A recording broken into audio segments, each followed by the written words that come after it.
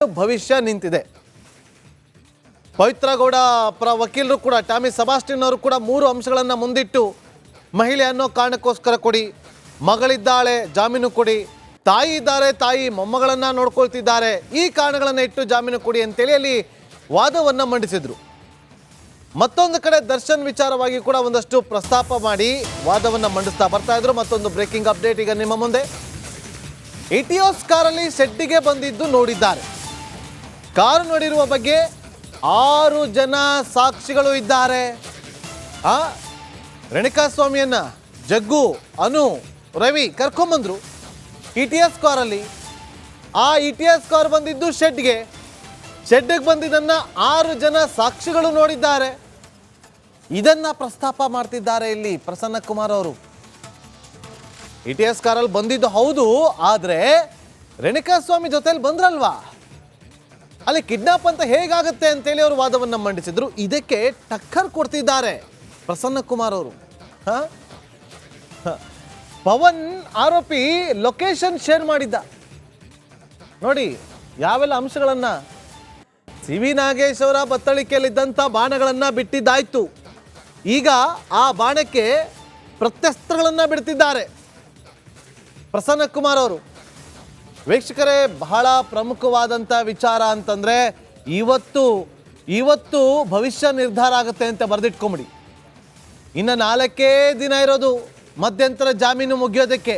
10ನೇ ತಾರೀಕು 11ನೇ ತಾರೀಕು ವಾಪಸ್ ಬಳ್ಳಾರಿಗೆ ಹೋಗಬೇಕು. ಒಂದು ವೇಳೆ ಮಧ್ಯಂತರ ಜಾಮೀನು ಎಕ್ಸ್ಟೆಂಡ್ ಆಗಿಲ್ಲ ಅಂತಂದರೆ.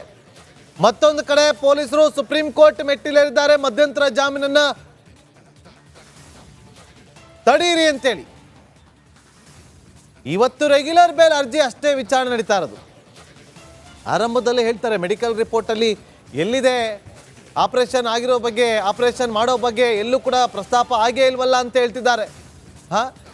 ಆಗಲೇ ಸಿ.ವಿ. ನಾಗೇಶ್ ಅವರು ಹೇಳಿದ್ದು ಅವ್ರಿಗೆ BP ಇದೆ, ಅದು ಫ್ಲಕ್ಚುಯೇಟ್ ಆಗ್ತಾ ಇದೆ, ಹಾಗಾಗಿ ಆಪರೇಷನ್ ಮಾಡ್ತಿಲ್ಲ ಅಂತೇಳಿ. ಇದಕ್ಕೂ ಕೂಡ ಟಕ್ಕರ್ ಕೊಟ್ಟರು ಇವತ್ತು ಪ್ರಸನ್ನ ಕುಮಾರ್ ಅವರು. ಯಾಕೆ ಇಷ್ಟು ದಿನ ಬರೀ 140 ಆಜುಬಾಜಲ್ಲ ಇದೆ, ಯಾಕೆ ಏರುಪೇರು ಆಗ್ತಾನೆ ಇಲ್ಲ, ಕಡಿಮೆನೂ ಆಗ್ತಿಲ್ಲ ಜಾಸ್ತಿನೂ ಆಗ್ತಿಲ್ಲ, ಹೆಂಗಿದು ಅಂತೇಳಿ ಮೆಡಿಕಲ್ ರಿಪೋರ್ಟ್ ಮೇಲೇ ಅನುಮಾನವನ್ನು ವ್ಯಕ್ತಪಡಿಸಿದ್ದಾರೆ ಪ್ರಸನ್ನ ಕುಮಾರ್ ಅವರು. ಒಂದೊಂದೇ ಅಂಶಗಳನ್ನು, ಒಂದೊಂದೇ ಅಸ್ತ್ರಗಳನ್ನು ಪ್ರಯೋಗ ಮಾಡ್ತಿದ್ದಾರೆ. ಯಾವ ಕಾರಣಕ್ಕೋಸ್ಕರ ಜಾಮೀನು ಕೊಡಬಾರ್ದು ಅಂತೇಳಿ ಹೈಕೋರ್ಟ್ನ ಪೀಠದಲ್ಲಿ ಆಗ್ತಾ ಇರುವಂಥ ಅರ್ಜಿ ವಿಚಾರಣೆ ಇದು. ಇಲ್ಲಿ ರೇಣುಕಾಸ್ವಾಮಿ ಹೇಗೆ ಬಂದರು, ಯಾರೆಲ್ಲ ಜೊತೆಯಲ್ಲಿದ್ದರು ಅನ್ನೋದನ್ನು ಪ್ರಸ್ತಾಪ ಮಾಡ್ತಾ ಇದ್ದಾರೆ ನೋಡಿ. 1:30ಕ್ಕೆ ಪಟ್ಟಣಗೆರೆ ಶೆಡ್ಗೆ ಬರ್ತಾರೆ. ಅವರಿಗೆ ಪವನ್ ಲೊಕೇಶನ್ ಶೇರ್ ಮಾಡಿದ್ದ. ಯಾರಿಗೆ? ರೇಣುಕಾಸ್ವಾಮಿನ ಕರ್ಕೊಂಡು ಬರೋರಿಗೆ. ಇದೆಲ್ಲವೂ ಕೂಡ ರಿಟ್ರೀವ್ ಆಗಿದೆ. ಎಲ್ಲ ವಾಟ್ಸಪ್ ಚಾಟ್ಗಳು ಸಿಕ್ಕಿದೆ. ಇದಕ್ಕಿಂತ ಸಾಕ್ಷಿ ಬೇಕಾ? ಪಟ್ಟಣಗೆರೆ ಶೆಡ್ಗೆ ಇಟಿಎಸ್ ಕಾರ್ ಬಂದಿದ್ದನ್ನು 6 ಜನ ನೋಡಿದ್ದಾರೆ ಪ್ರತ್ಯಕ್ಷದರ್ಶಿಗಳು. ಆ ಸಾಕ್ಷಿಗಳ ಸುಳ್ಳ? ಪವರ್ ಲೊಕೇಶನ್ ಕಳಿಸಿದ್ದು ಹೇಗೆ?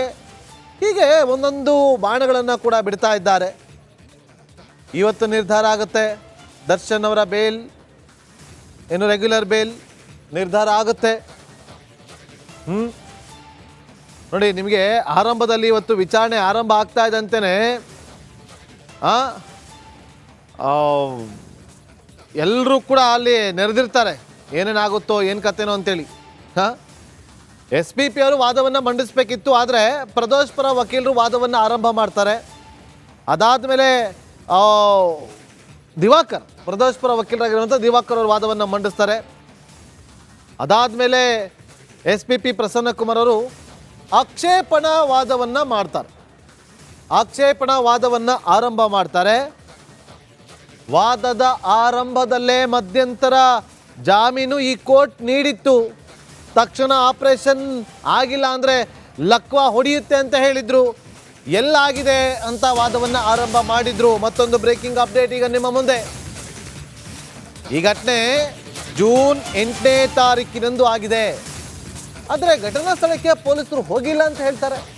ಹೀಗಂತ ಡಿಫೆನ್ಸ್ ವಕೀಲರ ಆರೋಪ ಇದೆ. ಈ ಘಟನೆ ಜೂನ್ 8ನೇ ತಾರೀಕು ಆಗಿತ್ತು, ಪೊಲೀಸರು ಹೋಗಲೇ ಇಲ್ಲ. ಅವತ್ತು ಯಾಕೆ ಹೋಗಲಿಲ್ಲ ಅಂತೇಳಿ ಡಿಫೆನ್ಸ್ ಲಾಯರ್ ಆರೋಪವನ್ನ ಮಾಡಿದ್ದಾರೆ. ಈಗೇನು ಹೇಳ್ಬೋದು ಇಲ್ಲಿ? ಪೊಲೀಸರಿಗೆ ಗೊತ್ತಾಗಿದ್ದು ಯಾವಾಗ? ಬಾಡಿ ಎಲ್ಲಿ ಸಿಕ್ಕಿರುತ್ತೋ ಅಲ್ಲಿಗೆ ಹೋಗ್ತಾರೆ ಪೊಲೀಸರು.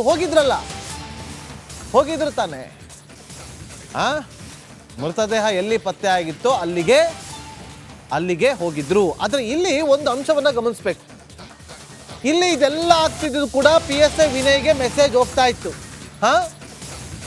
ನೋಡಿ, ಘಟನಾ ಸ್ಥಳ ಸುಮಾರು 4 ಎಕರೆ ಇದೆ, ಪಟ್ಟಣಗೆರೆ ಶೆಡ್. ಮೃತದೇಹ ಸತ್ವ ಅಪಾರ್ಟ್ಮೆಂಟ್ ಬಳಿ ಪತ್ತೆ ಆಗಿತ್ತು, ಒಂದು ಮೋರಿ ಪಕ್ಕದಲ್ಲಿ. ನಂತರ ಕೆಲವು ಆರೋಪಿಗಳ ಚಲನವಲನ ಗೊತ್ತಾಗುತ್ತೆ. ಇನ್ಸ್ಪೆಕ್ಟರ್ ವಿನಯ್, ನೋಡಿ ನಾನು ಅದೇ ಹೇಳ್ತಾ ಇದ್ದೆ, ಸಬ್ ಇನ್ಸ್ಪೆಕ್ಟರ್ ವಿನಯ್ ಹೇಳಿಕೆಯಲ್ಲಿ ಗೊತ್ತಾಗ್ತದೆ. ಘಟನಾ ಸ್ಥಳ ಸುಮಾರು 4 ಎಕರೆ ಇದೆ, 4.5 ಎಕರೆ ಜಾಗ ಇದೆ. ಅಲ್ಲೊಂದು ಅಪಾರ್ಟ್ಮೆಂಟ್ ಬಳಿ ಸಿಗುತ್ತೆ. ವಿನಯ್ ಏನು ಹೇಳಿದ್ದಾರೆ? ಸಬ್ ಇನ್ಸ್ಪೆಕ್ಟರ್ ವಿನಯ್ ಅವರ ಹೇಳಿಕೆಯನ್ನ ಓದ್ತಾ ಇದ್ದಾರೆ ಈಗ ಸದ್ಯಕ್ಕೆ.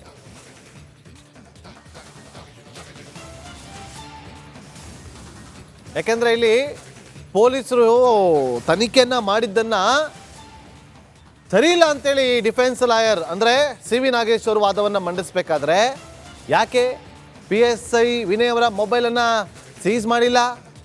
ಯಾಕೆ ಅವರ ಮೊಬೈಲನ್ನು ಸೀಸ್ ಮಾಡದೆ ಅವರ ವಾಟ್ಸಾಪ್ ಚಾಟ್ ಇದೆಲ್ಲವನ್ನು ಕೂಡ ರಿಟ್ರೀವ್ ಮಾಡಲಿಲ್ಲ?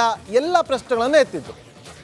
ಇದಕ್ಕೆ ಉತ್ತರ ಈಗ ಕೊಡ್ತಾ ಇರೋದು SPP ಪ್ರಸನ್ನ ಕುಮಾರ್ ಅವರು. ವಿನಯ್ ಏನು ಹೇಳಿಕೆ ಕೊಟ್ಟಿದ್ರೋ ಅದನ್ನು ಓದ್ತಿದ್ದಾರೆ. ಯಾರು ವಿನಯ್ ಯಾರು ಕರೆ ಮಾಡಿದ್ದು? ಪ್ರದೋಷ್ ಅವ್ರು ಕರೆ ಮಾಡಿದ್ದು. ಪ್ರದೋಷ್ ಈ ರೇಣುಕಾಸ್ವಾಮಿ ಕೊಲೆ ಪ್ರಕರಣದ ಆರೋಪಿಗಳ ಪೈಕಿ ಒಬ್ಬರಾಗಿರುವಂಥ ಪ್ರದೋಷ್ ಕರೆ ಮಾಡಿ ವಿಚಾರ ತಿಳಿಸಿದ್ರು. ಯಾರಿಗೆ? Sub inspector ವಿನಯ್ಗೆ. ಸೊ ವಿಚಾರ ಎಲ್ಲವೂ ಕೂಡ ಗೊತ್ತಾಗಿತ್ತು.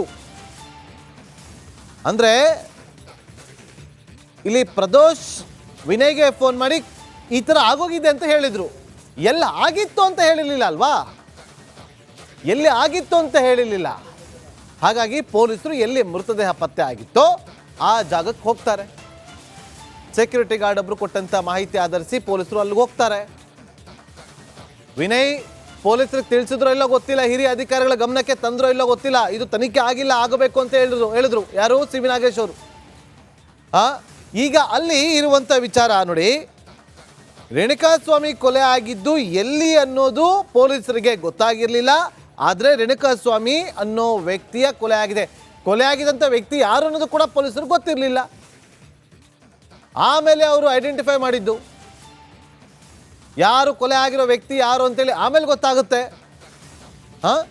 ಇಲ್ಲಿ ಸಬ್ ಇನ್ಸ್ಪೆಕ್ಟರ್ ವಿನಯ್ಗೆ ಎಲ್ಲವೂ ಗೊತ್ತಿದೆ ಅಂತ ಹೇಳ್ತಾ ಇದೆ. ಎಲ್ಲವೂ ಕೂಡ ಗೊತ್ತಿದೆ ಅಂತ ಹೇಳ್ತಾ ಇದೆ ಅಂತ ಹೇಳಿದ್ಯಾರು? CV ನಾಗೇಶ್ ಅವರು. ನೋಡಿ, ಅಲ್ಲಿ ಮೃತದೇಹ ಸಿಕ್ಕಿದ ಬಳಿಕ ಅಲ್ಲಿ ಒಂದಷ್ಟು ಚಲನವಲನಗಳಾಗಿತ್ತು. ಆ ಚಲನವಲನಗಳನ್ನು ಗಮನಿಸಿ ಪೊಲೀಸರು ಆ ಸ್ಪಾಟ್ಗೆ ಹೋಗಿದ್ರು. ಇಲ್ಲಿ ಡಿಫೆನ್ಸ್ ಲಾಯರ್ ಹೇಳ್ತಾರೆ ಪೊಲೀಸರ ತನಿಖೆನೇ ಸುಳ್ಳು ಅಂತೇಳಿ. ಇಲ್ಲ ಕರೆಕ್ಟಾಗಿ ಮಾಡಿದ್ರೆ ಅಂತೇಳಿ ಈಗ ಪ್ರಸನ್ನ ಕುಮಾರ್ ಅವರು ವಾದವನ್ನು ಮಂಡಿಸ್ತಾ ಇದ್ದಾರೆ. ಮತ್ತೊಂದು ಬ್ರೇಕಿಂಗ್ ಅಪ್ಡೇಟ್. ವಿನಯ್ ಹೇಳಿಕೆಯಲ್ಲಿ ಪ್ರದೋಷ್ ಕರೆ ಮಾಡಿದ್ದು ಪತ್ತೆ. ಹೇಳಿಕೆ ಕೊಟ್ಟಿದ್ದಾರೆ ಸಬ್ ಇನ್ಸ್ಪೆಕ್ಟರ್ ವಿನಯಲ್ಲಿ. ಹೌದು, ಪ್ರದೋಷ್ ಕರೆ ಮಾಡಿದ್ರು, ನನಗೆ ಕರೆ ಮಾಡಿದ್ದು ಹೌದು ಅಂತ ಹೇಳಿಕೆಯನ್ನು ಕೊಟ್ಟಿದ್ದಾರೆ. ಇದೇ ವಿಚಾರವನ್ನು ಈಗ ಪ್ರಸನ್ನ ಕುಮಾರ್ ಅವರು ಕೋರ್ಟ್ನಲ್ಲಿ ಪ್ರಸ್ತಾಪ ಮಾಡ್ತಾ ಇದ್ದಾರೆ. ಅಂದರೆ ಕರೆ ಮಾಡಿದಾಗ ಏನು ಹೇಳಿದ್ರು ಅನ್ನೋದು ಕೂಡ ಈಗ ಪ್ರಸ್ತಾಪ ಆಗುತ್ತೆ.